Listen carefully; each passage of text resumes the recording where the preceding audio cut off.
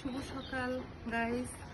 এই যে সকাল সকাল চলে আসছি ছাদে আসার একটাই কারণ, এই নিম গাছ থেকে নিম পাতা ছিঁড়তে এসেছি আর এটা নারিকেল তেলের সাথে ভাজবো বলে আসছি। সেই সাথে দেখতেই পাচ্ছেন আমাদের উত্তরবঙ্গে সৈয়দপুরে আজকে কঠিন কুয়াশা, আর সেই কুয়াশায় একেবারে সব কিছু ঢেকে আছে। এখন তো তবুও 9টা বাজে, তারপরে দেখেন কি কুয়াশা। আর এর মধ্যে আমি আমার বাগান দেখতে আসলাম। আমার ছাদ বাগানটা দুদিন ধরে শীতের জন্য যাওয়া হয়নি। দেখুন আমার ছাদ বাগানের পাতাগুলো মনে হচ্ছে সব মরে গেছে, এরকম অবস্থা।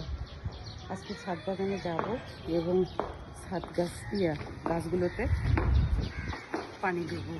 কেমন লাগলো ভিডিওটি? ভালো লেগে থাকলে অবশ্যই একটা লাইক, কমেন্ট, শেয়ার দেবেন এবং আপনারাও শীতকালে এরকম নিম পাতা গরম পানির সাথে গোসল করবেন এবং নিম পাতাগুলো তেলের মধ্যে ভেজে চুলে প্রয়োগ করবেন।